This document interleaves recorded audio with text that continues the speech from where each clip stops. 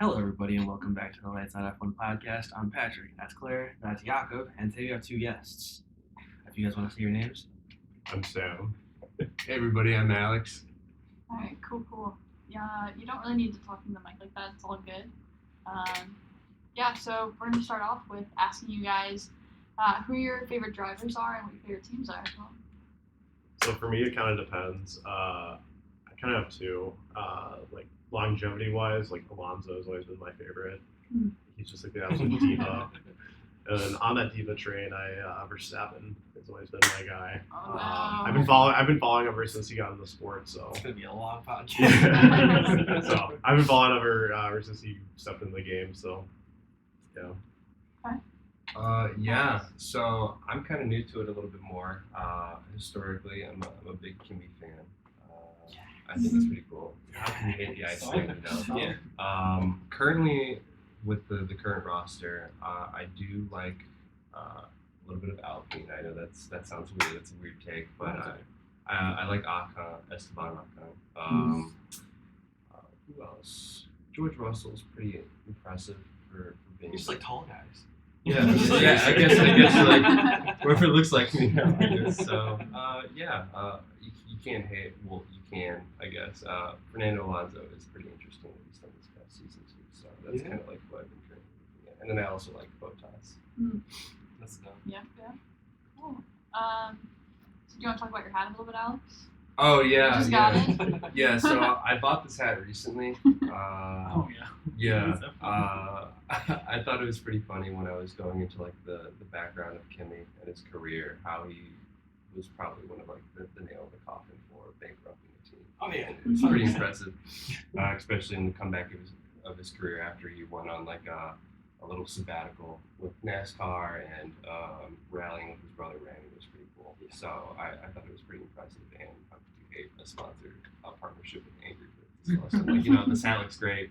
Stealing when we had it, so I was like, I should buy it. Impulse purchase, so yeah, no, it's cool. how much you spend on it? So right? Way more than I should have had. Probably like $80 because it was from Japan. That's not so. too bad. Yeah. Shipping cost. Oh, absolutely. Big shipping cost, like $20. Yeah. Okay. So we're just gonna start off with a little bit of fun stuff. There's recently a picture of Lewis and Lando playing golf together. I love following everyone that Lewis is playing golf with and Lando. Lewis doesn't play golf that much, but Lando does, and he plays with like Carlos and a lot of other drivers and DJs. So I wanted to ask you guys, who would you want to play a sport with and why? Like which driver? I mean, purely like for the vibes. I mean, I don't know. Oh my god, I'm so sorry.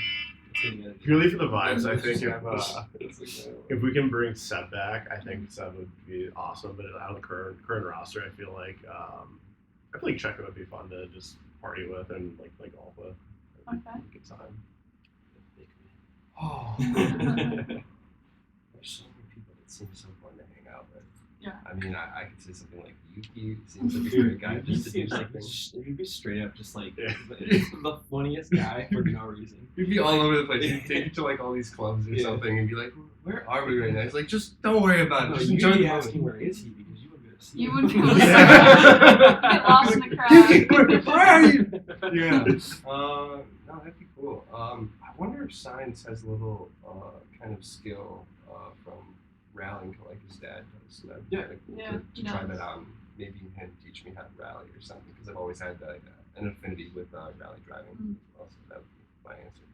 Jakob? Oh shit! Well, I mean, my driver is gonna be Lewis. Yeah. Yeah, and what sport are you going to be playing? I probably play tennis with him or pickleball. Oh, yeah. I played pickleball over the winter. It's crazy, like good to play. So. You're talking to like the #1 pickleball fan right here. Oh really? Damn. Yeah. I'm a big football guy. Are you? I don't Yeah. watch it, Oh, but you play. I played it with my sister. So Well, we're all going to have to go play pickleball. Yeah. I'd have to say probably I want to play like sand volleyball with probably George.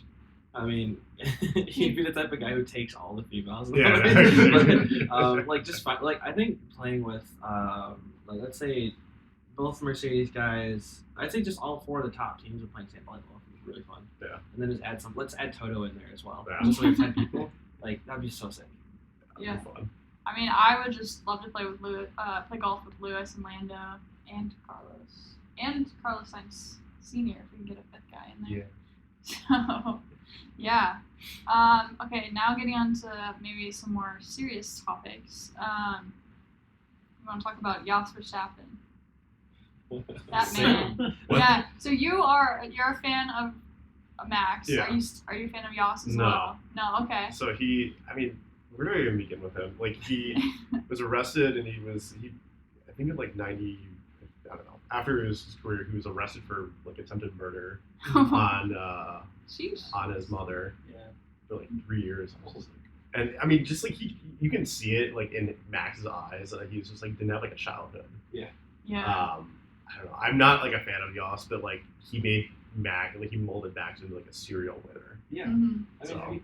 I think the post-race interview for 2021 Abu Dhabi would Yeah. tell it all. Like, Max literally says it. I think he says it in a way where everybody's like, that's kind of cool. Mhm. But like, he's like, yeah, like, my family literally lived for me. Like, my sister didn't get to see my dad because he was always with me. I didn't get to see my mom because I was always with my dad.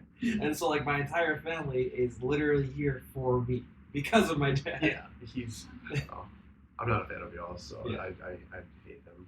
Most recently, he did not congratulate Checo on his win. I'm sure you guys saw those pictures.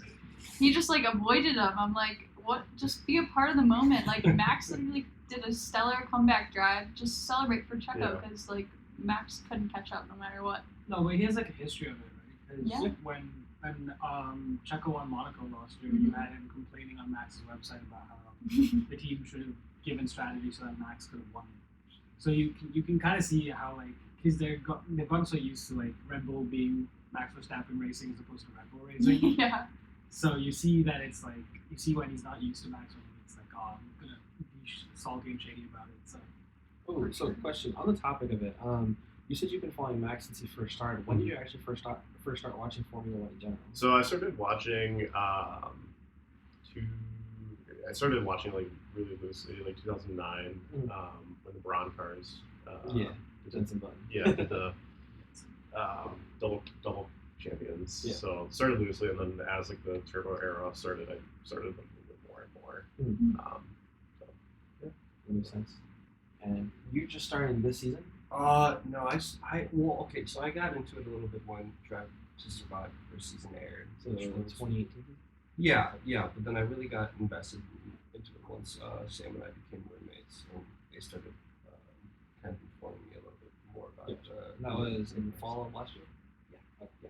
So it's been pretty cool to learn a little bit about it more. So you got to see the exciting-ish half of 2022, where teams started developing a little bit. Yeah. Not the ugliness whole of it. like middle 9 races where Max was just kind of driving straight in the sunset. Yeah, that was insane. Yeah, Sam was probably having a blast with it. Yeah, I was yeah. like, this is sweet. I love I this. was having a field. I didn't need to watch the races. Oh my god. You can always hear him in the other room, and he was like, "Yeah, baby." You gotta admit, even as a fan of Red Bull Max Verstappen, it does get boring seeing them at the front by themselves, no? It does, but I mean, you could say the same thing about Mercedes. Yeah, that's so like, I mean, we've seen Mercedes. Also, you get bored. You don't get bored. I mean, He loves Mercedes. I never get bored. Like I've watched since like 2014 Okay. F1. I watched before that, but I'm a huge Lewis fan. yeah, So I never get bored of it. Yeah. I mean, but as a Max fan, you wouldn't get bored of it. yeah. I wouldn't say bored of the winning part. I'd say probably just bored of like the driving part, just because like they're so far off in the distance, Mhm. and like in both these first 2 races, Checo and Max have been like so far apart from each other, but also so far apart from the rest of the field. So it's kind of like you're bored of seeing the front two. Yeah. And I think the commentators and the rest of the fans would also be pretty bored of it because they don't even show them anymore. No, exactly. It's like the battle for 15. Yeah. Yeah, I saw something where it was like McLaren are going to lose all their sponsors because there's a new back marker, but I'm like, they're the ones getting the most view time. That That's wouldn't so even make odd, sense to me. Like the sponsors for Red Bull aren't even getting seen at all because they're not covering it because it's so boring up front. I think that's the trade-off with consistency. A lot of the time, people start to focus on like the back and the middle of the pack because that's where the It's more action's happening. interesting. That's where the showtime is too. Yeah. But also, Alpine had a very, very quiet race. And so They really did. Yeah. Like they battled each other maybe once, and then after that they just kind of settled into their above the rest of the pack type pace, but behind the front runners. It's very similar to last year, except this year there's no McLaren with them. Right. Mhm. So like, I guess watching them must be boring too. It's Why not do you as choose to be an exciting. Alpine fan? It's not curious. Yeah, you guys never hear that. I know unless you're that's a French that's a person. weird thing to Yeah. say, right? Well, I do appreciate the brand of Renault, just Mhm. more of like the automotive history about them. I mean, Alpine only has one car right now. I think that's a really interesting car, the Alpine A110. Yeah. It's a cool car. Yeah, competing with the likes of the Cayman and a couple other classes. Developing another car.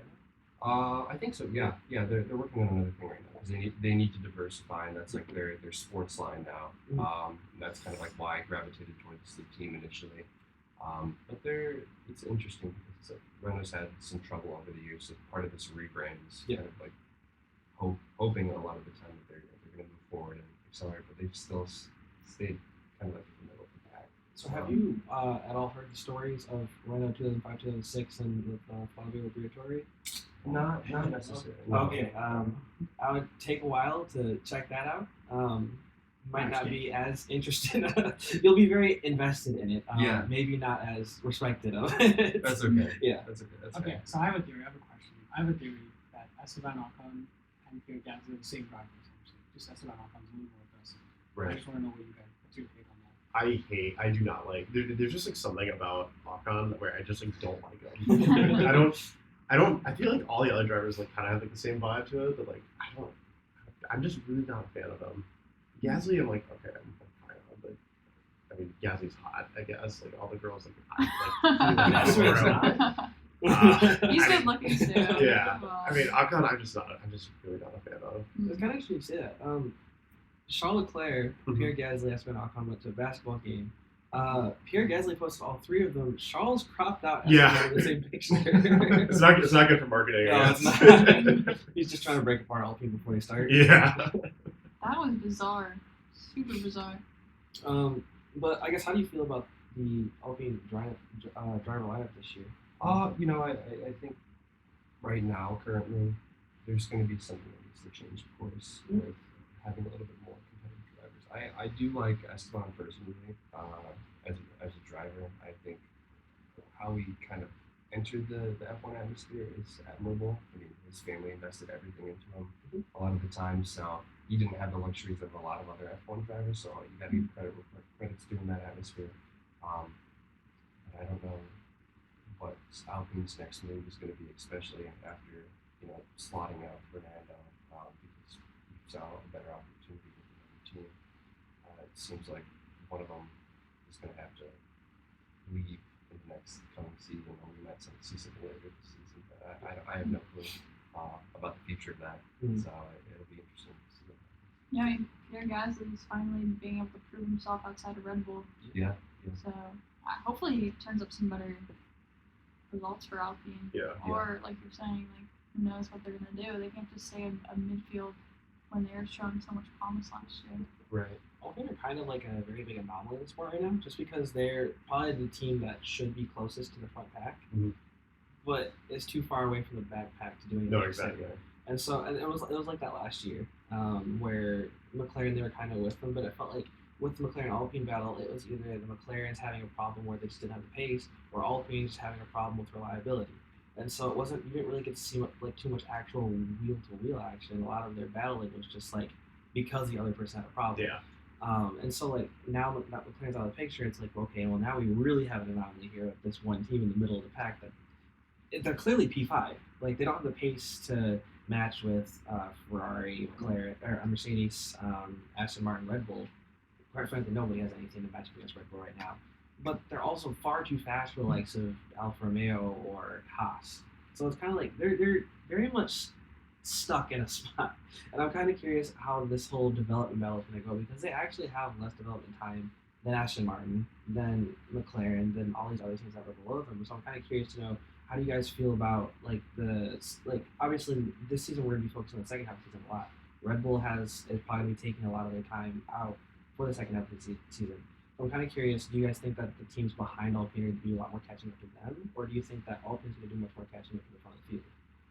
I I definitely think they're not going to make a big enough jump to reach like the front of the pack. So I feel like the back of the pack will slowly catch up. I mean, when you look at like Aston Martin, they like are poaching everybody. Yeah, they are. So like, I mean, they picked out like Mercedes' like top aerodynamicist and like someone from Red Bull too. It's just like I don't know, just like the way that they operate is so much differently. I think Alpine. I mean, they're always going to produce a solid car. I mean, year in year out, they're usually fifth or sixth. So I mean, we'll see. I just think it's just so much more of a gap to breach or to bridge. So it just like wouldn't make sense for them to reach like the top four at all. Yeah, the gap for the lower half to catch up to Alpine is a lot easier than it is for Alpine to catch up to whoever finishes third, which I think at this point is Ferrari. Fourth, yeah, it's going to be Ferrari. So, Well, I even think it's more of like a fundamental. It's like you can make. I mean, the whole philosophy of the car might be like completely like redesigned to reach like the top three. Yeah. Whereas like you can make a few tweaks like the nose and the floor, and then you'd be right up in there probably. So that's like they probably like if they wanted to reach that, they'd have to completely scrap the car and redesign something new. Interestingly enough, Toto recently said he would have no shame in like just totally copying the Red Bull. He said that he just like they you need can to stick get. You can stick Red Bull stickers on it. Yeah. He But, said like- he would put a Red Bull sticker on it. That's awesome. Or a Bull sticker. Just like a tiny one. Yeah. Like a tiny one. Yeah. So I don't know. So now I want to ask you guys about Aston Martin. Do you think we have an Aston Gate brewing for the future? Is something gonna come 100%. out later that they did something wrong? Wherever Fernando Alonso goes, usually Yeah. there's some sort of controversy involved. You Yeah. had McLaren Spygate, you had Crashgate, and then you had Mhm. the whole history with Stoffel, Van Dorn, McLaren, and Yeah. all of that nonsense. So I would not be surprised if budget cap breaches come out next year for Aston Martin. Because there's no way they don't like in the history of Formula One has anyone ever seen a midfield team make such a huge leap? Well, I mean, they were like eight. Yeah, last year. exactly. Like, Such a huge leap, Mhm. and then I mean, so like and then Mercedes made the lead, but yeah, but Mercedes had a whole year. to prepare yeah. for So the I think like within its era, I don't think any teams are made anything like this. Mhm. It's kind of wild. yeah, so I would not be surprised if budget cap breaches are made next year. I mean, the only other Yeah. team that actually did something similar to this is Racing Point, which is also Oh, that's the same thing. And then they got in trouble. Yeah. So I feel like that might be coming in the next year or two. Something that was not right in their way of making this great car. I mean, I totally believe like I'll be the first to say that like I don't like Lawrence Stroll at all, Yeah. but like I do see his vision. I mean, when you dump enough money into something, it will hopefully turn out a result. So I mean, I think. I mean, with all like the facilities that they're building, like the 5-year plan that he's like been Mhm. chatting about, I believe in it. I just totally think that like what you said, there's no way that we can just like jump up so quickly. It's not gonna hurt him. Like if there was precedent for it, I believe it. Yeah, for sure. But Red Bull built up, Mercedes built up, Ferrari. I well, they mean, haven't we've built all up. been wondering what Aston Martin's been doing with all this money that they've been putting in. There's been even some off the cuff like rumors that it was money laundering Oh, God. for Lance It's not out of the Stroll. question. For Lance Stroll, I'm yeah. so- So The team's brand has skyrocketed in value, and now they have Yeah. a huge new fan base that they've just kind of Mhm. poached up from a bunch of different teams. And I mean, I think we've all seen it on TikTok too. Fernando Alonso's Oh, he's everywhere. great. Aston Martin's everywhere on my Yeah. page now, and so they're You can't get giving away him from like the funniest things to do. They are. Him They hitting are. the gritty on the pit lane. Yeah, it's just like like some of the best radio calls now. Like Yeah. nowadays, that dude is exuberant right now. Like every single one of the radio calls, I think he's happy just because he finally made a good move for his career. Mhm. But one thing I like also to note about it is that Aston Martin's making this jump without having finished their wind tunnel yet. They're literally True. doing all of this True. in a Mercedes wind tunnel, and so I'm like, how is Mercedes not just like seeing all of this and just be like, hey, we're what's just gonna going on? Copy this, Yeah. or whatever. Yeah. Well, correct me if I'm wrong. Don't they share some components of the car? with Yeah, so Mercedes? the entire rear suspension is actually a Mercedes rear suspension. Okay. Interesting. An engine. Yeah, and Mercedes in there, of course. Mhm. So that's the It's coolest kind of thing. embarrassing for Mercedes. Yeah. Listen. We gave them the pink Mercedes in 2020. We'll get the black Aston Martin next year. Yeah. So the reason that they actually This year, have the please. rear suspension from Mercedes is because of what happened with the Racing Point. Mhm. Because that's what they got fined for and Yeah. docked points for. And after that, Aston Martin, Lawrence Stroll was like, okay, well, if we're gonna get fined for it, can we just buy it within the laws of the sport? So now that's their rear suspension, which does make their car kind of interesting because the Aston Martin now, I wouldn't say it's a green Red Bull anymore. It's probably in my mind, it's the collaboration of all three of the top teams put together. Like it has like Mercedes parts in it, obviously, and then we clearly see the Red Bull like side pod design, but then the deep inlets that other teams have started to adopt as well from Ferrari, like the little tub form. And so Aston Martin has somehow managed to make all of that mesh into one car. And I don't think I've ever seen a car that, like, as a commentator, put punchy on the brakes. Like that thing in the braking zone is able to brake 20 to 30 meters after anybody else, and it makes for some great overtakes. It does. Mhm. I think most notably already the overtaking the turn 10 on Lewis in Bahrain, that was stellar. That was stellar. Yeah. It was hard to Nothing watch against that. Lewis, No. but like, man, that was just like, No, even it's a as good move. Lewis, man, that was a great move. It's a good move. Yeah. But on the other side of the garage, Lance Stroll. I mean, a lot of people don't like him just because, you know, he feels like he's a paid driver. But at this point, he's just like, he's got his slot in the team. Do you guys think that he's actually like a made driver in F1 now? I totally think I'll be the first one to say I do not like Lance at all. I mean, he's not great at Williams, but I mean, we've seen him 2020 in Turkey in like qualifying, put it on pole, and then this too. I mean, he's proven himself. I just don't think he's that complete. Yes, there's obviously great other like juniors like Théo Pourchaire in Formula 2, who could like slot in, but Lance, he's just a quality. Like he's mid. Like that's just the way to describe him. Do you But think he would still have a spot if he was anyone else's son, No. or if he didn't have the money? No. No way. So yeah, he's gotten like chance after chance, so he's still driving. But this drive after getting in the bike accident with the broken wrist and toe, it was amazing. Yeah. You know, it's amazing he's still doing it for his recovery. And he was on for a good drive in Saudi Arabia as well, if not for the engine issue. But yeah, it's kind of amazing actually how good the car is, and especially like somebody who we consider mid as Lance Stroll. You end up put it in P6 ahead of George Russell in the first race, and then looks like he was ready to put it on like P6, P5 for Saudi Arabia. So I definitely think that he's a better driver. I mean, nobody gets this many chances outside of maybe Max, which one could argue is that Max also is in the same situation, albeit that because Joss has a very big say in what Red Bull do. But yeah, outside of Max and Lance, I don't think anybody gets chances like this. No. But off the topic of them going to the very back of the grid with the team that has no points so far, McLaren. What do you guys think's going on? Like, what the hell have they produced? Like they were like a quality top midfield car last year, and then now they're like literally in last in the standings right now. Like I don't know how you can screw up something so badly. I just don't. It like mentally for me, like it does not like compute. Like can they just go back to like their 2022 car? Like I don't understand it. Well, especially with their driver lineup too. You hope that they have some promise. Yeah. It's like a lot of wasted potential. I mean, as an Alpine family, you gotta be like exuberant. You gotta be happy right now because Oscar Piastri, you're like, well, this is what you get for leaving. us. yeah. This is what could have been. Yeah, you this is know? what could have been happening. You could have been. You could have been at the middle of the pack, baby. The most consistent team on the grid. No, I definitely think the like them losing like key figures. So like Andreas Seidel like leaving. I think they lost someone else. Lost James Key yesterday. Yeah, it was Kicked his ass out. Well, yeah, that's because he created this car. So they're like, we need some new blood in there. Yeah, so I don't know how they just created such like a terrible car, but I mean I think this will also work negatively towards Piastri because I think he'll probably move into a reserve role for next year is my prediction. That's my hot take. Who gets the seat? That's the Somebody question. with experience. I don't know. We want your hot take. Who do you think? Oh god, I think Not on the rookie show.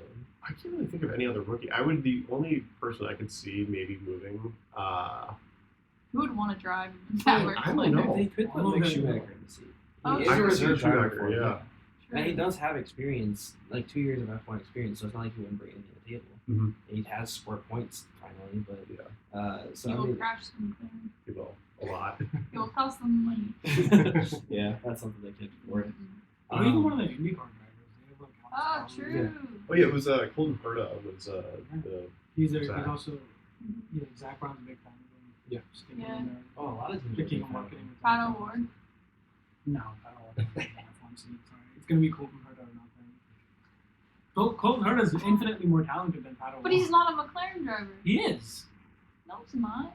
He got a McLaren test like last season. Yeah, but But he's not a he's McLaren not. driver. I guarantee there he's are not. there are Indy drivers that are already officially reserved for the Oh, okay. Yeah. Colton Herta is going to be in F1. It's going to be with Andretti in 2026 or wherever Andretti wants him before that. Where do you guys think Andretti's actually going to make it in 2026? Well, so I don't know where I saw it, but they were like a lot of teams were like the buy-in. They were like, oh, you need to pay like $1 billion, and like Andretti was like, fine, we can do that. Yeah. Mhm. Like they just like name a price. So I definitely think we will see maybe Andretti, but like I don't know if like they're gonna be competitive at all. It's just like it's like this really big roll to die in, like especially like $1 billion like buy-in, like that's a lot of money. I think Andretti is a very interesting case because it's 200 million buy-in, and they combined with Cadillac Mhm. and a couple other people, and I mean they already have a lot of backing and a lot of funds from other racing that they do. I think they show a lot of promise with something like this because when they first came to Formula E, I'm not sure who follows it, but Andretti was not like the greatest all team. Even last year they were fantastic, but this year they've got a pretty good driver lineup, and I mean they're putting up points. Jake Dennis is in second place in the championship right now for them, and so I think they're very good when it comes to overtime projects. I don't think they would just jump headfirst into this without like already having something in the works for it. So I do think if they did come in, they would probably make 8 type deal. But there's also like, how cool would it be to have 2 more open slots in the grid? Yeah. Like there's so many talents out there, especially like in F2. I don't think there's ever been such a talented F2 grid. No. And I think especially not all of them are like a lot of them are in the second year. There's like 2 more slots in the grid would be a huge opportunity for anybody. Well, and then reserve roles as well. Yeah, exactly. But also okay, so out of the F2 grid, who do you think? Which 3 drivers do you think deserve an F1 opportunity the most right now? Definitely Teo Pourchaire. I think his name's like Frank Vesti. Oh yeah, I Frederick rate Vasseur. him. I rate him. He just won. Yeah, Yeah. yeah, he did. Oh gosh, I didn't think of a different one. Jack Doohan, Victor Martins. Yeah, Martins. I like him. He's quality. Mhm. I think. I mean, this grid is really like. Yeah, I love watching like the races. I mean, also too. I mean, I wouldn't maybe say it's like the most talented ever. I No. think the Very, year very high. where Albon and Norris like that with those guys were, I would probably say that was the most talented ever. But no, Formula 2 is great right now. Yes. It's quality watching. I mean, I think Felipe Drogovic deserves a spot at some point. No? Yeah, he's already a reserve for I know, but he needs Aston a Martin. seat. It- Somewhere. He won't get the Aston I don't Martin think seat he'll ever. for I don't think him. he'll ever get a seat Get a seat anywhere? anywhere. Anywhere? You think you'll have to go to like Formula E or? Yeah, I could see him probably going Indy? to like, or like a Le Mans kind of like Yeah. endurance racing. I can see him going there. Okay. Do you guys follow Formula E or IndyCar or any other racing series? I do the World Endurance Okay. and a little bit of Formula E on the side. Mhm. So I mean, I'll watch like Indy every once in a while just because I have like family of course, but Mhm. I think Formula E is probably the equivalent of like the XFL right now, Yeah. with like, the NFL and F1 kind of having the same similarity. Where it's gaining traction, but it still doesn't have the same kind of popularity and excitement as F1 does currently. Yeah. And I don't think it'll reach that for a while, Probably not, or no. ever right now, just because a lot of petrol heads. Mm-hmm. Yeah, I mean, including myself. Like, Yeah. I love gas powered cars, so there's just a little bit more excitement with that too. Feels like more of a challenge, of course. So What are your guys' favorite F1 tracks? okay. So on the F1 game, I love driving Bahrain. Yeah. I think Bahrain's just quality That's a track. great track. If I do like a Mount Rushmore, I'd probably do like Suzuka, Spa. I really do like Turkey. Turkey's nice. I haven't raced it. because the 22 game doesn't have it. Okay. But I haven't raced it. It does look like a fun track, but I haven't gotten a chance to do that. I've never seen I it. kind of like Zandvoort. Yes. Yeah, Sandworks so fun. The banking is so Yes. cool. I love that. And then Coda. Yeah, of course. It's really good. So you were there?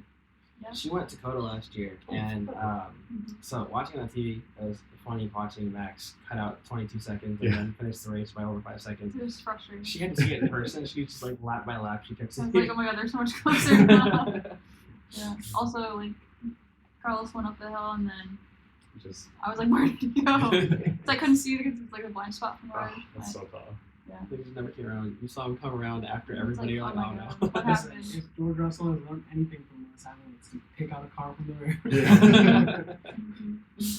Alex, do you play F1 video games? Yeah, everyone. I mean, I've started to get into them more lately, but I haven't had like the luxury of playing them as much. I mean, I've played a lot of Xbox growing up, a lot of different games like Dark Souls and all that Yeah, of stuff. course. But I'd like to play them more. Oh, I mean, 10 out of 10 you should. We Yeah. race all the time. Like, that'd be I great. think I have like 550 hours. In the Yeah, that's awesome. So I play against 97% AI, and that's Oh, wow. Yeah, That's awesome. That's a yeah. lot. Yeah. She can. Not quite there yet. Yeah, she's not quite there. But I think right now we're playing against 75%. I Okay. keep on telling her different values, but I think we're on 75 Okay. right now, and she's pretty good on them.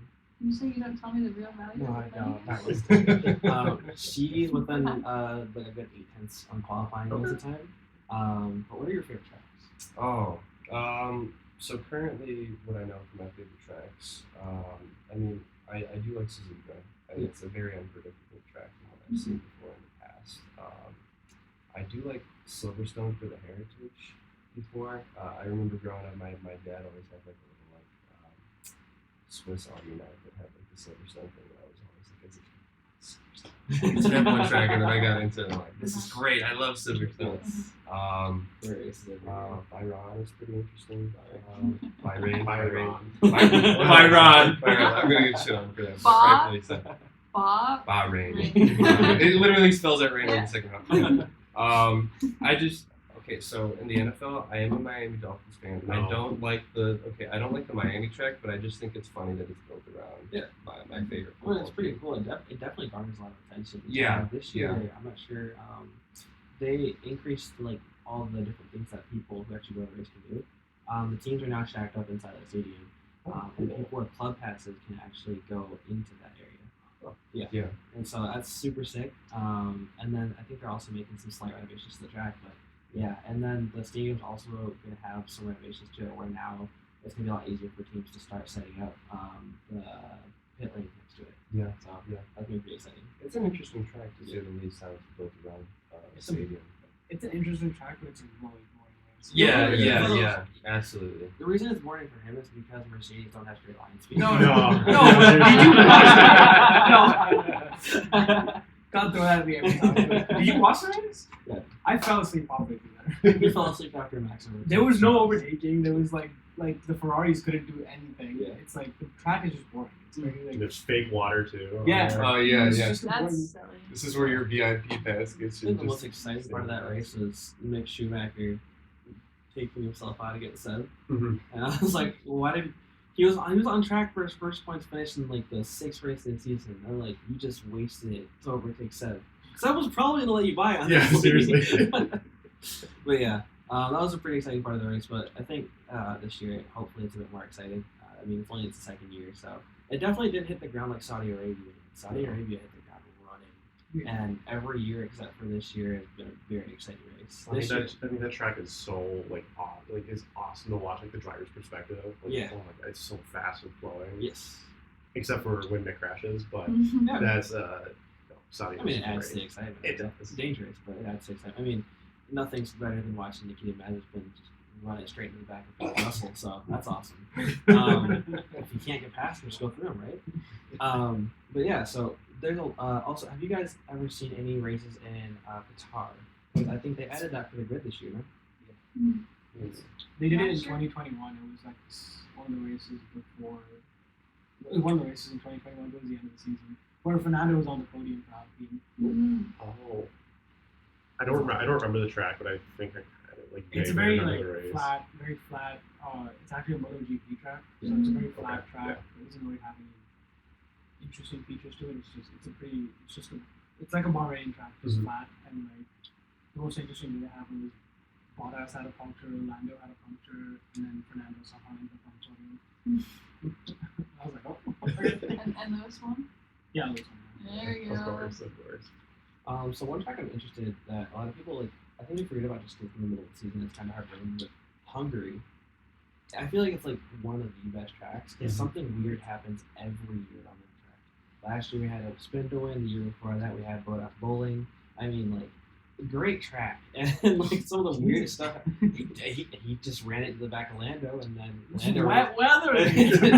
he locked up into the back of Lando, and then Lando went to everybody else, and it was just like, okay, well then Lewis made that comeback drive all the way. I think past Seb for P2 at the end of the race. Well, then you also had Lewis starting on like the full wet, Yeah. so like we're on a completely dry track. Like, Yeah. We're on the right strategy though. yeah. Yeah, that was a great race. I mean, that's when Ocon didn't put a foot wrong. He just drove into the. Got his first 116th driver to win a race. Yeah. He's the only one. Yeah, his only win. I mean, okay, so here's the thing, right? I think the interesting thing about one race winners is that sometimes we write them off for having one race win, but like Carlos Sainz has one race win. Are we putting him on the same pedestal as like Esteban Ocon? No. And Pierre Gasly also has one race win, so like The potential is there for Carlos to get it anymore. Well, it was there when Ferrari was looking better last season. Yeah, they totally. I would put Carlos Sainz in a totally completely different field. I think the just if Ferrari like they sure like on the odd chance like they might have like a chance for like a P3 like consistently, but like an odd race win, I think they could probably pull off at least one. That my prediction for is at least like one win for Ferrari this year. oh. Holy wow. That's Where? at least When? one. What? Silverstone. We're What's the going. matter? We're running it back at Silverstone. Just the fact that you can like, okay, how many race wins do you predict for? Personally, I don't think anybody's taking a race win off of Red Bull. They might lose 2 races total this year. I think so. I'm saying they lose 2 races total, and Something really bad has to happen. yes, Yeah. like it's just gonna be a reliability issue. It's not gonna be them crashing or anything. I don't know. I could see them crashing off Could the they last crash race. into each other? Yeah, I could definitely see Little Baku 2018 Tension again. or something Yeah, like that. there is a lot of tension there. There's a lot of tension, and assuming Mercedes somehow get back up there, Lewis and Max don't know how to race each other. They do not. So I mean, I don't see them winning all of the races. I think. Who else wins them? I mean, Ferrari apparently. I could see. Yeah. I could see Ferrari win, a Fernando win is on the cards. I could see that happening. I think that's Fernando winning a race is probably more likely than either Mercedes or Ferrari winning a race right now. Yeah, Yeah, right I now. agree. Yeah. I'm gonna say for the entire season, it's gonna be like that. So where for I guess for you, it doesn't matter. Red Bull's gonna finish P1. Where do you Yeah. think Alpine's gonna finish the year? I mean, if we're going off of the history, it's going to be somewhere in the middle of the pack again. Stuck P5. I mean, most likely they haven't really changed as much right now. So I think if more people start crashing, then yeah, they might somehow Mhm. end up a little bit higher. But I don't see that much changing for them right now. And it's for these past couple of seasons they just haven't really done as much as they should have investing into their team. So I think for my lack of expertise, that's kind of like what I'm assuming. I mean, they're going to have to definitely like ramp up the performance and change up whatever the fuck they're doing with like their engine or something like that. Like I don't know what's going on with them. What do you guys think is going on with Alfa Romeo? I mean, they have a pretty decent driver line, no? Yeah, I mean, I don't really rate Joe personally. I think Valtteri is just so quality. Yeah. Like he is just the Mr. Consistent of everything. I just don't understand. Kind of like the same thing with McLaren last year. They were a decent car. I don't know where they finished. I can't remember where they finished up with constructors. They But- finished at the 6. They were just ahead of us. Yeah, so I mean, like, and then like Valtteri was the only one that finished like the entire lap down during the race, and I'm like, just I don't know, Valtteri is like so quality. I don't understand kind of how they produce so much of like a crappy car. It doesn't really get it. I don't get it. We have hope for Alfa Romeo the rest of the season. I Just think different they're a lot tracks. better.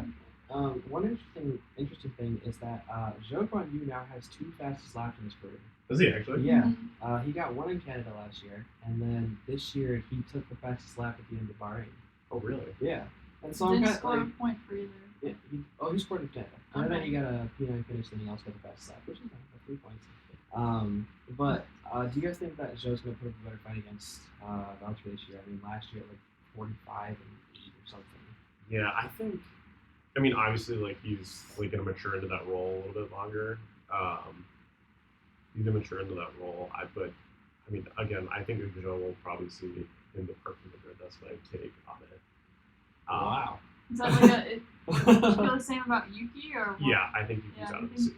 Those two are I just think gonna be 2 gone. seats are opening up this year. I think so. I just don't think Yuki is blisteringly quick when he doesn't when he has like everything working together. I don't. Like he's just like a hothead on the radio. I mean, his radio calls are awesome, but as his boss, it would be hell on earth. So I wouldn't want to deal Friends with him. Toss seems to like him. Also, I think this year he's definitely a much more mature driver. Yeah, Now that Pierre's gone, I mean, 2 P11 finishes, both of them is like a second off. So I think this year we're gonna see him score more points than he scored last year. I think last year he had like 12 points or something. And I Is think he gonna get more than that this year? I mean I can see it. I can see a string of like maybe like a random P9, a random P10 finish or something like that this year, like multiples of those. And he's shown he has the pace to get that last point, maybe even another point up. It's just, I mean, he defended K-Mag from lap 25 all the way to lap 47. That's a long time to defend somebody. So I think he's definitely a much more mature driver. But I think the second half of the year is going to see when a lot of drivers are going to need to like put their foot forward. Because especially when it comes to Yuki of all people, Red Bull is very ruthless in the program. We all Yes, know they are. that. And I think with Yuki, It's surprising he's still him. I wouldn't say it's surprising. I mean, 2 years is minimum for drivers just to get acclimated seats, but I don't know. It's very much needed for him to do better this year. I definitely think it'll be interesting to see how Yuki like in mentally, because his dynamic with Pierre was awesome. Like he was like big brother to him. So I'm interested to see how his mindset is now that he doesn't have like his like big brother with him like every day. That being said, now that he's the big brother, Nick DeVries is probably, like, no offense to him, probably the most underwhelming rookie this year. Yeah, Which is I sad would say and so. kind of surprising. Yeah, but like They're I'm a the 3 big worst cars in the grid. I'm a big Nick DeVries guy. Mhm. That car is so bad.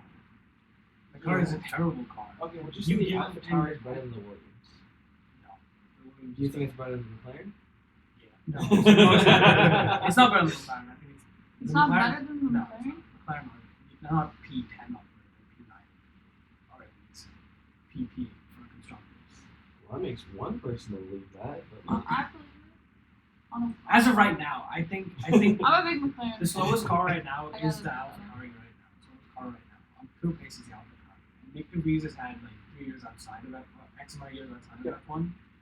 And it's not like Yuki was like putting in like these performances in his first season at Alpha Tauri. So you give him, I think you give Nick DeVries a couple of races to get to where maybe halfway through the season, and you see him outperform Yuki.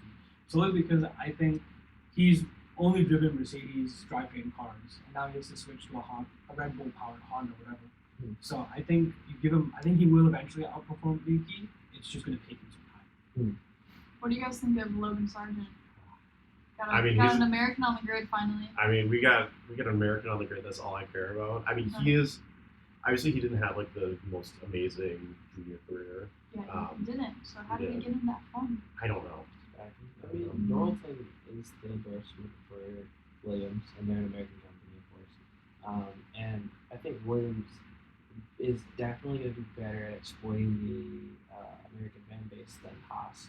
Quite frankly, I don't think many of the American fans like Haas. No. So I think Williams is going to do much better with it now that they actually have an American driver.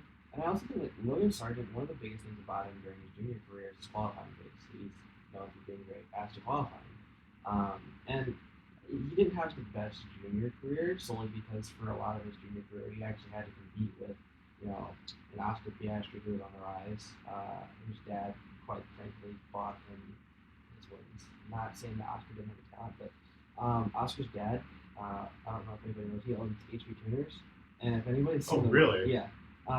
And have you seen the HP Tuner website recently? No, It's I literally haven't. just Oscar Piastri biography. That's awesome. Yeah. And so it's literally, and it shows all of his awards. Oscar Piastri has like 6 or 7 national awards in Australia. Oh. Yeah, and he's also got the he's got the Formula Rookie of the Year for both F3 and F2. And him and Logan were on the same team in F4 together, which is kind of cool. But Logan's qualifying pace, and I think every person who's ever raced against him is, a lot of the rookies I've raced against are like, he's great at qualifying. The reverse top 20. Okay. The thing about Saudi Arabia that interests me the most is the fact that purple area next to the pit lane, you can't cross that anymore on your qualifying lap.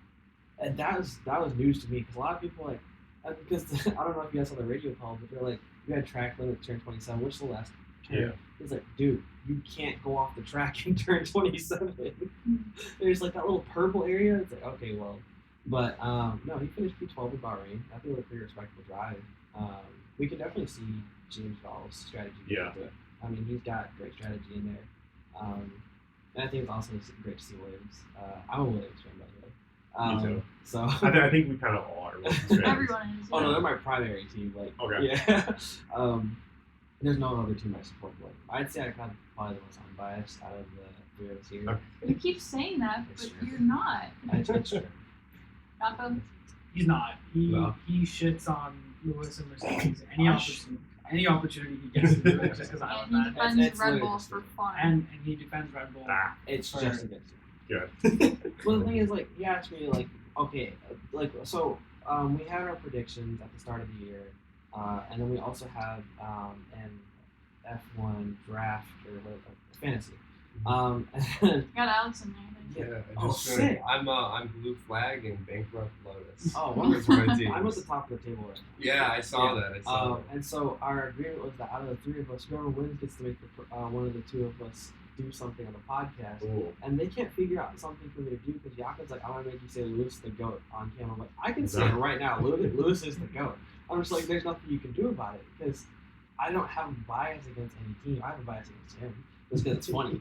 But like, I don't actually have a bias against any team. I much prefer if like Williams to say Williams is better than McLaren right now. Yeah. I think they are, and they're definitely better than AlphaTauri right now.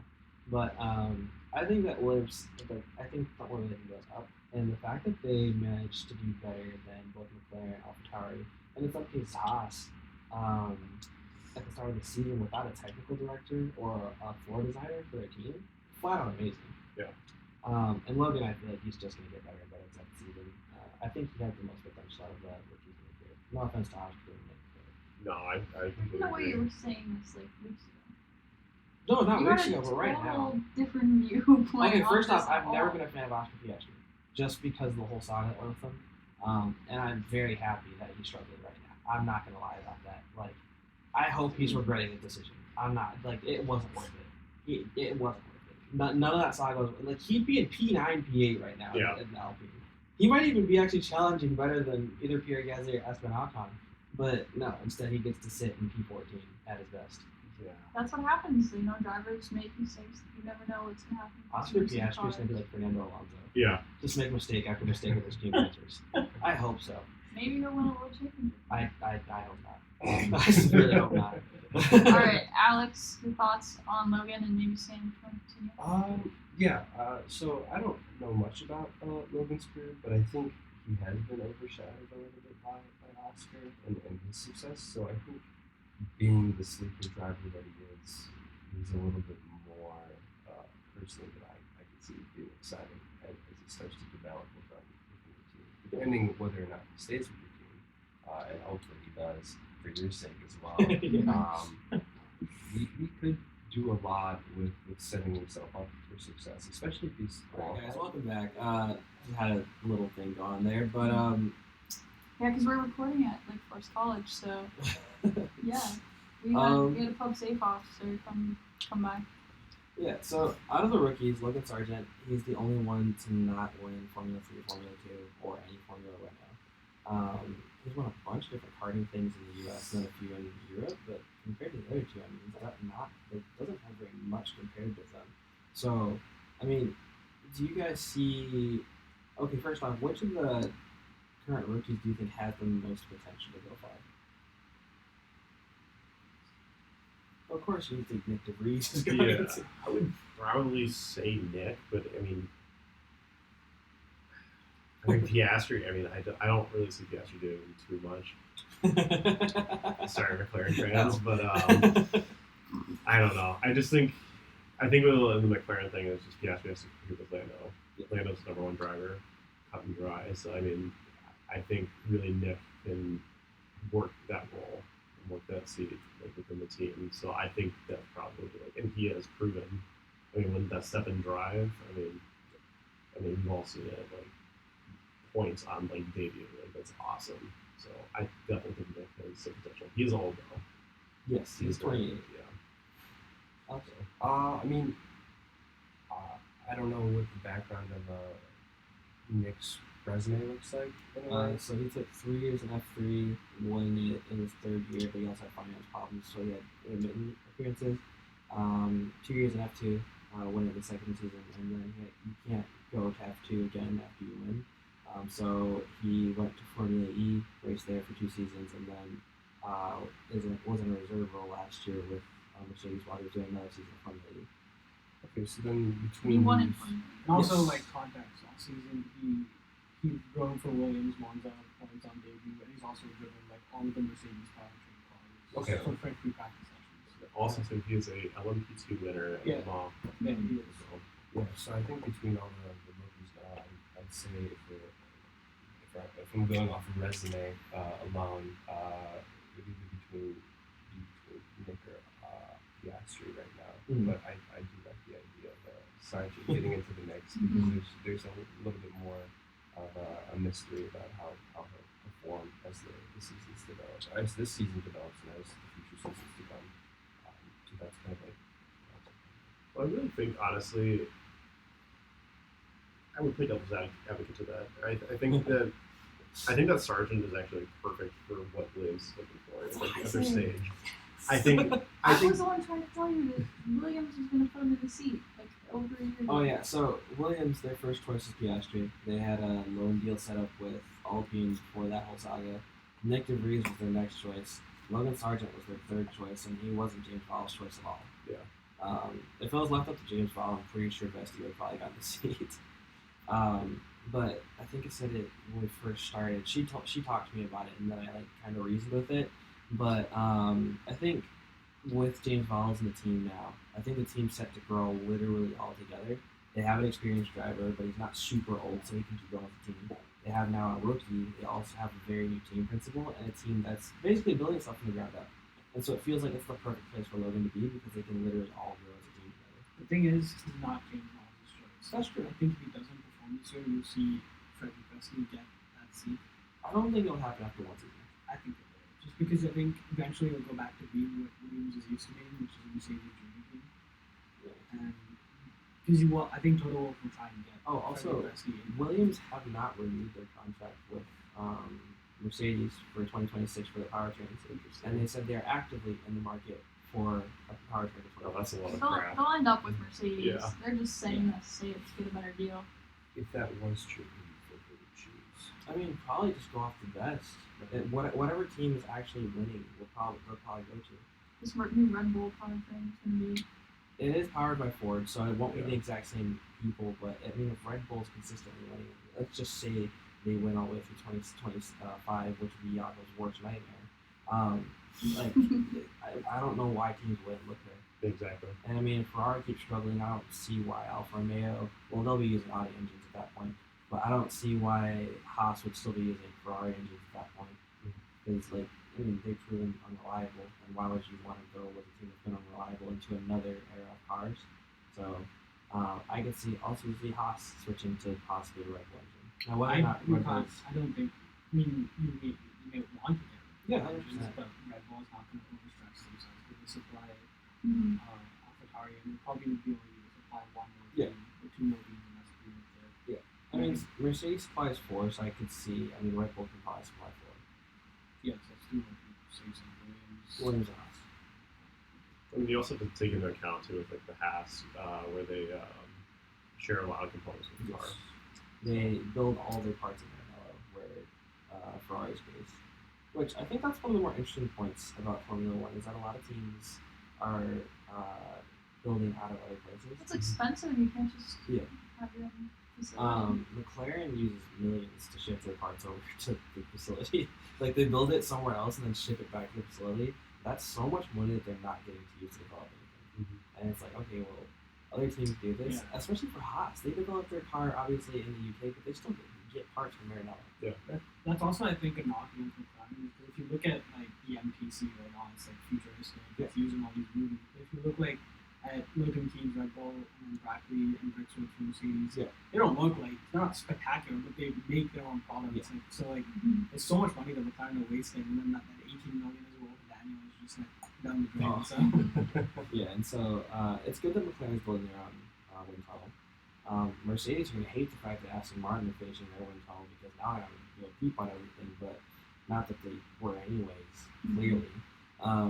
But like it's good to see teams actually getting their own ability to build their own wind tunnels. I mean, everybody's excited for the McLaren wind tunnel. That's what they're all literally saying. Like, Lando's like, I want to see what happens to the wind tunnel. I don't care if I throw the season down the drain with this team.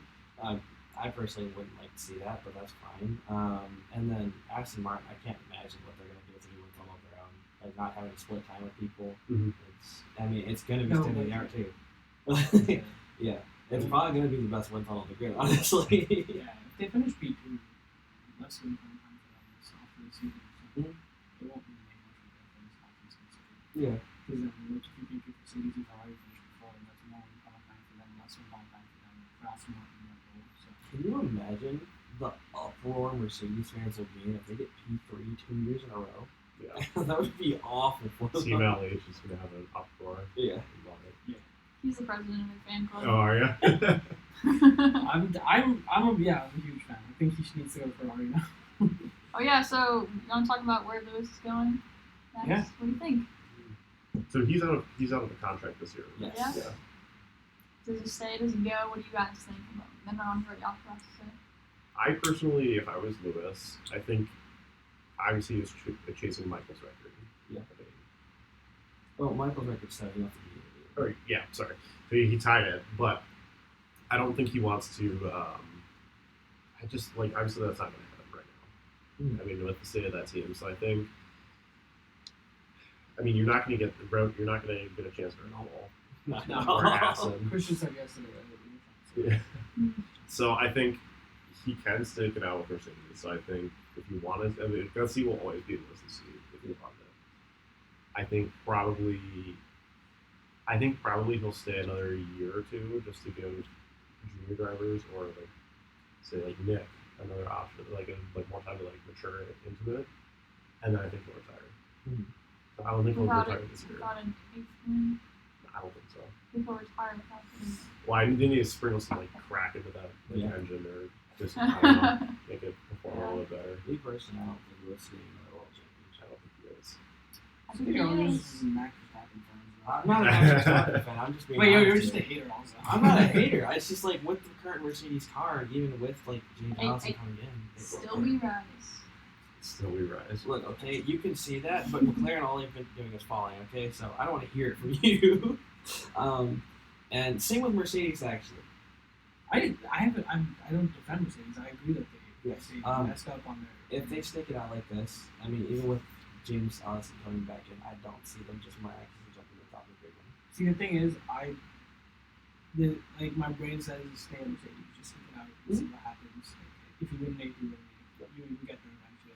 I think the most realistic option. I think he sticks around for the new regs in 2026. I think he's from like 3. Yeah, easily. Well, I think also too, it's like he lost. Well, I mean this weekend he lost Angela. Yes. Which is like been his number one cheerleader for ever since he's been at Mercedes. And then now he lost like Vowels, and then his entire team that like when you think of like the Ferrari, like when you think of Jean Todt, Ross Braun, like those key components to like what made Michael so good starts to like crumble away. Like I don't really see it. I don't really see it. I mean, the thing is, so I say my brain says let him stick it out in Mercedes and see what happens, but I pay really, really good money to see Lewis Hamilton down Ferrari. Yeah, no, it'd be great. I think he could do it because like there's that whole concept of how Michael went from Benetton to Ferrari and sort of built the team up. Maybe possibly he could do that and see if they could, because they're the closest thing aside from Aston Martin, the closest car to Red Bull. So I think I'd love to see it, but I think he sticks out Mercedes still at least 2027, and maybe sees a year in the new Reds and then retires. Might be a long career. Yeah. I'm kind of curious if, let's say, George Russell, Charles Leclerc, and Lando Norris all get equal machinery right now, and were to challenge, be the only 3 challengers for a world championship, who do you guys think wins that? So you got Leclerc, Russell, and Norris. I would probably say George. I think Leclerc. I mean, look at the amount of points that that Charles just pissed away last year. I mean, crashing in France, and then That's the most notorious one. yeah. I mean, George is the Mr. Consistent. I mean, last year P5 for the first 9 races, something like that. All the way up until it crashed, sort of. He is so consistent, but I mean, he's not Leclerc's quicker. I think we all can agree on that. But I think George over championship. That's my pick. Yeah, I mean, I think George proved something.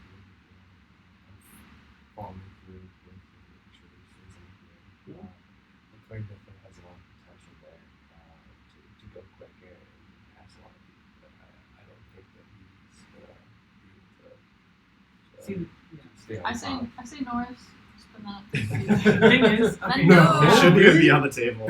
See, the thing is with Leclerc is that I think we've forgotten just how talented he isn't sometimes because of last year and this year, last year primarily. Say the same thing about Lando. No, but Lando is perfectly rated as a driver in the sense that he is not. I don't think he's a future world champion. Yes, he is. That's it. Right now, Yes, he's he not. is. Right now, between Leclerc and Russell, Leclerc and Norris, Leclerc is a more potential to be world champion. I think if you give him a good car and if you put him in that Mercedes, for example, right? You put him in you put him in the 2020 Mercedes.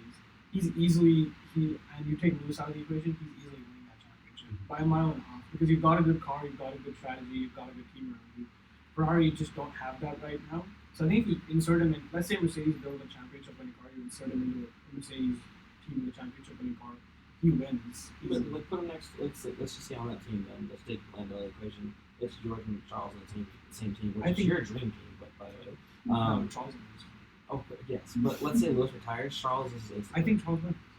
Really? Yeah, I think he's on a single lap pace. He's way more. He's got more speed than George on a single lap. I think George is much more consistent than this. Maybe, but in a race pace, I think just because of the inconsistency of Ferrari, we haven't seen that talent from Charles that we saw when he was at Sauber. So I think if you put him in a good car, he will win.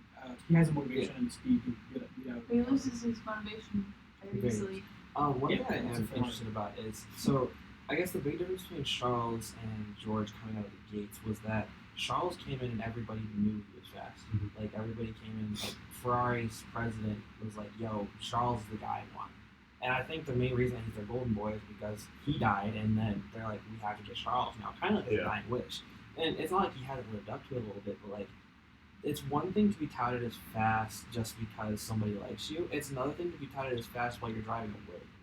And everybody said George Russell is probably insanely fast when he was in a P8 car, in the constructors, maybe P9 sometimes. To put that car on a P2 in Belgium, albeit it wasn't really much of a race. It wasn't actually a race at all, but it's something special, and I think George Russell has shown race pace, very consistent. He's very good with strategy, and he's willing to make his own decisions. I think Zandvoort showed it last year, where he forced his way into the pits, give me soft tires, and then proceeded to overtake Lewis, albeit Lewis almost took George out of the race. But yeah, and I think George wins that 10 times out of 10. He's making a statement too. Yes. Which is, you got to give credit where credit's due. He's put himself on the ground, especially when he was at Williams, and that says a lot in itself. Also, he outqualified everyone for 2 years. Mm-hmm. The other thing is also, he said at the start of last year that he was getting more points than Lewis, and nobody believed him. They're like, you're bullshitting us, right? Yeah. This guy that has won 7 world championships barely lost it last year by a cheap call, which I'll say, yeah, it's a cheap call. We'll let it live in the past, though. Like you just said you're gonna get more points than a world champion, and then you followed through on it.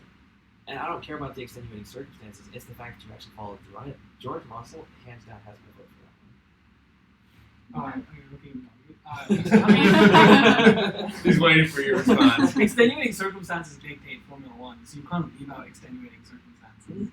So, yeah, I think if you give Lewis and George a championship winning car, Lewis is going to beat him because of experience. George does not have experience yet. He will eventually. He will be a future. He's a future world champion. I just think Lewis will beat him out. I think the battle of hunger versus experience is very equal. I mean, we had that in McLaren in 2007. No, I think like when Lewis first came in versus Fernando, they literally equaled out on points, and because of it, lost to Kimi. But like, I think it's a very even battle there. Yeah, but I think in 2007 is a different. Like, if you look at 2021, right? Like, Max had no experience as fighting for a championship, and you kind of saw that sort of display itself in Saudi Arabia, Monza, and those two events. And then, and yeah, you can blame Silverstone on Lewis. Fine, I'll take the blame on that. I'm just saying that was intentional. That was there's no way that was. I'll take the blame for a racing incident. I'm not going to say intentional. It's okay. I don't know if you guys watch Cops that much, specifically that corner. Yeah. Lewis can drive that corner every day of the week without It wasn't jerking at all. intentional. Okay? It was just the two of them Just hold on. come together. Max is on the edge of the track. Literally can't be any farther, and you can see Lewis jerk his wheel. I mean, come on. He did this, like, when he drove past Charles, Charles moved out of the way because he's terrified of the same thing happening. Like, I would do the same thing. Hey, Lewis, I'm not coming close to you in Cops. I'm not going to hit, so. No, I don't think it was intentional. So I think, experience plays a lot more than Oh, no, okay, so we asked this last time we were on the podcast, but, so, do you guys think that these seasons are more exciting than 2021? I don't know. They're just like different. Yes. They're different in their own way. Because the race director thing, Michael Massey, Yeah. very, very controversial figure himself. But he did make 2021 exceedingly exciting. Like, I don't think there's anybody you can say, 2021 wasn't an exciting season. Now, there was a lot of things surrounding how exciting it was, but, like, you had so many good races. Monza, you had the crash. Silverstone, you had the crash. Hungary, you had the crash. It's just like all these races where you have something random going on, and more times than not, usually Max got blamed for it, albeit most time it was his fault. But like, it was just a really exciting season down to the last lap type of exciting, whereas now it's like not as much excitement. I think the FIA is breaking down on a lot of smaller things because there's not as much excitement. Exactly. I think, well, I mean, like, that title fight was, I mean, like, that's like, when you think of, like, the best title fights, like, you think of, like, Senna and Prost, like that was, like, a historic battle. I just, like, definitely think, though, like, this, I mean, last season, this kind of Red Bull out of this, like, it was so interesting, because, like, everyone was just kind of, like, 1 second they were up here, or like 1 second Mercedes up top, then Ferrari, then, like, I thought last season, besides, like, me, like, taking off my Max fanboy hat for a second, I think that was, like, really interesting. I thought it was a really good season overall, even though he slaughtered the field. Oh yeah, 100%. One of the other interesting things, the FIA has been breaking down track limits like crazy. Austria was the biggest example last year. I think the entirety of 2021, when they were racing there, they had minimal penalties because there were specific corners that Michael Massey wouldn't penalize, because if you overshot the corner, you were already losing like 5-6 seconds. You overshot the corners last year, and I think there were like triple the number of penalties at Austria last year than they were in 2021. So do you think it's actually warranted, or like, do you think they're maybe cracking down too hard on it? I think it's a little too hard. I mean, you have to think in the practical sense. Like, sure, they're gonna, like, if they go off track or offline, they're gonna lose like this 5 seconds. Like, that's not great. But like, to add on top of that, like, another penalty, I think is a little much. Like, okay, like the example with the Fernando car, touching Fernando's car this past weekend, I thought that was like way too harsh. But they do have to set a precedent, though. Yeah. So, I'm for it. With track limits, I feel like it's a bit easier for everybody to know, just because like even the drivers can see it. I think with the grid lineup, especially something where it's not gaining good, Esteban Ocon, you can clearly see there's a gain there. Yeah. But when you line up on the left side of the grid box, it actually hurts you. Now, albeit everybody knows Alonso's launches are great. There's entire compilations They're about how amazing. yeah. But like lining up on the left side of the box doesn't give you anything, and it's not like he was like 2 millimeters over the line. So, do you guys think that the FIA maybe needs to like loosen up on this type of deal a little bit? Or I guess the question I was kind of asking before was, are you more enjoying of the idea of the FIA breaking down these things now, because, or are you more okay with like slight reprieves from it, like Michael Matthew did? I don't know. I think Massey was like a total like showman with like crafting, like they say it's scripted, but like that was a joke. I definitely think there, again, like I said before, there needs to be a precedent though. Like sure, like the little things can get by, like the grid box thing. I think is totally ridiculous. But I mean, I think we've seen it like both races so far. Mm-hmm. Like I think that's like a little ridiculous. But rules are rules. Yeah. So Yeah. I don't know. Thing is, if you let the little things go, then Then, like, what else? that starts building up into like a big thing. Mhm. And, like you let. So then, where do you stop the line, right? Yeah. So then you let. Okay, so like you, for example, you let the grid boxes, and then someone says, "Well, if you're going to do that, let's go and see what we can do here, and then we'll move on." And eventually, it goes into the big things. Yeah. And then, okay, 100,000 budget cap breach is not all that much, so we're not going to penalize you. So where does it stop? So I think you follow rules to the T. Yeah. After 2021, you have to. Otherwise, you're just going to get attacked. Alex? I mean, you gotta talk about it now, so you polish out the rest of the future seasons. I mean, so you don't have these problems going forward as much, and so teams aren't as heavily penalized like in the middle of the season, or even at the end of the season, where it might cost them if they have to like change the whole setup. So yeah, I think that factors in for sure. I see Michael Matthew as kind of like, I saw the Hunger Games, like the game maker. That's a good comparison. And then now it's just like the FIA are like robots. So Yeah.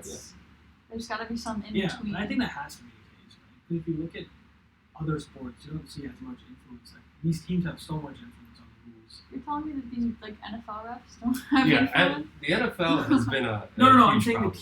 the teams of Oh, like okay. like for example, the Miami Dolphins help make the rules for the NFL. No, the NFL makes the No, rules. absolutely. Yeah. So No. I think like no other sport do you see this much amount of influence participants have on the rules. So you either set the rules and then say this is how we're going to enforce them, or you sort of Fair simplify it a little bit more for everyone else to understand. Yeah, and it's different too, because it's something like the structure of the NFL is it does factor into like the others a lot of the time, working with the commissioner. And the commissioner, Roger Goodell, just got like a huge salary increase, and he's going to stay. Of course for he a long did. time. Yeah. Hey, no. He they lived in the forest. Did they actually? Yeah. Oh. My mom went to their wedding. That's crazy. Yeah. Really. I don't know. Controversial figure. I don't know if you Yeah. guys saw there was a meme of one of the F1 pages that I follow, but there was an interview clip. It's kind of famous, like where Alonso was like equal engines for everyone, Yeah. and then now like once he has it, he's No. like no. dusting Lewis. Like, I would love to see that. All right. So final topic. Okay, so Patrick always asks people about Charles Leclerc and how like. I don't want to ask them No, about you don't want to ask them. Ask away. Okay, it's well, it's funny. actually two final topics, but I'll do this one first. Charles Leclerc. Jakob said he's a very straight man, but he still thinks Charles Leclerc is Oh a my nice God, we're talking about Charlotte. Yes. Who do you guys think is the hottest driver on the Well, it's either There's a between. lot of eye candy on this grid. grid? Yes, there is. I think my answer changes with who I'm with. Obviously, it's Max Verstappen, but no, I'm kidding. I think No one says that. I would definitely say probably. I mean, it has to be Pierre. I mean, like That's the little fair. French boy, That or, is fair. or a little Spanish flair, Mm-hmm. and Carlos too. I don't know. Carlos is my favorite. Yeah. Carlos I'm a very definitely straight has man. this thing, I'm for with sure. 4 straight guys. Yes. And Yeah. Carlos definitely I has just like the asking these aesthetic. But then if I'm going for the facial hair, I gotta respect Valtteri Bottas with a mullet. Oh my God. The mullet, I love it. Right That now. takes balls to kind of rock that. And I'm like, you know what? I Like rock Aussie that. look, Yeah, that's what I've been. Puts it. He's in that's his what home I've race. been- He's in his home race next week. Mhm. But last thing before we go, I need to know who are your top 10 for Australia. Oh, okay. I need to pull the app. I just need to like see a run. Yeah, we'll start with you. Wait, we're doing that right now? Yes. Of course we were doing That's that. okay. I want to see mine in a different episode. I haven't even thought about it at all. It's okay. So, They forgot who all the drivers in the grid are, so they have to Yeah. up their phones. Okay, I'll go first. I'll go Any prediction? I know. Max first. Actually, you know what? No, I'll go Perez first. I think Perez is gonna. Really? I think he's gonna put up more of a Back to fight. back? Okay. Did you see that tweet that he put out? He put out, No. he put out a tweet saying, "Great race, da da da," and then I'm here to be champion, right? He said that? Yeah, and then No like way. 30 minutes, like 15 minutes later, it was taken down, and the same tweet without the "I'm here to be That's champion." awesome. Michael's like, you can't do that. You can't say that. They're like, we're gonna lose Max if you say that. Don't do that. Yeah, so I'll go Perez because I think Perez is gonna put up a fight. Max P2. Yeah, Max P2, Fernando P3. Yeah, same podium again. Yeah. Lewis P4. Carlos P5. Charles P6. George P7. Lance P8. I think both of the Ferraris ahead. Huh? Do you think? Wow. Okay. Yeah, I don't like Lance Stroll. Well, you put them ahead of George. Amen. Lance Stroll P8. Yeah. P9 K-Mag. And P10 Esteban Ocon. Okay. Sam. I think it's got to be Max. I think we're gonna go Max P1, Fernando P2, Checo P3, and then we're gonna go George Russell You P4. said Fernando's finishing ahead of Checo. Yeah. Oh my god. This is wild. We're going. I said George P4, Carlos P5, Lewis 6, Charles 7, Lance 8. Then I'm gonna throw in Valtteri P9, and then I'm also do Yuki Tsunoda P10. Okay. That's interesting. Spicy take. Alex.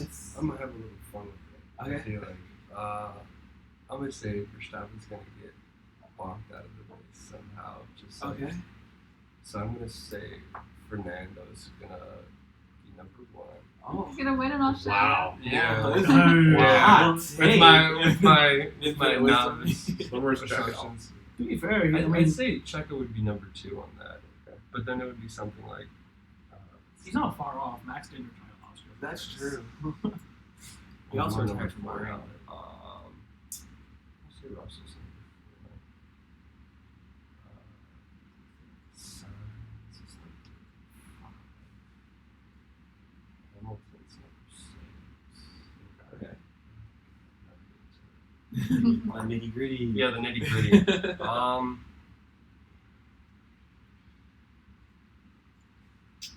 gonna say Charles is gonna be number 7. Oh wow, this is Charles 7, okay. The Ferrari Cade.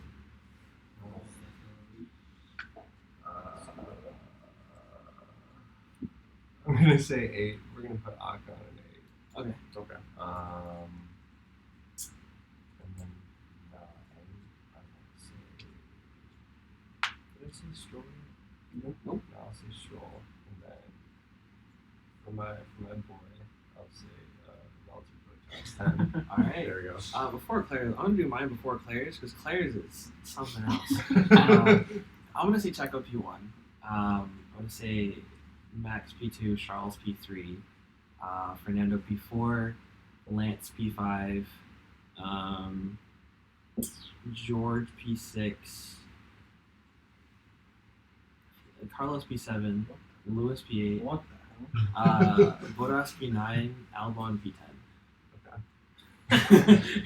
Just the dish. I was out there. I feel like you just got hurt. Albon P10. Yes. We'll see about that. All right, mine's a little bit crazier than Yeah, that. go for I don't it. know. I'm I'll- just going like this is what I want to happen. Okay. Okay. Dude, if it's Checo's number 1. He's winning this race, Love and he's it. gonna take the lead of the championship.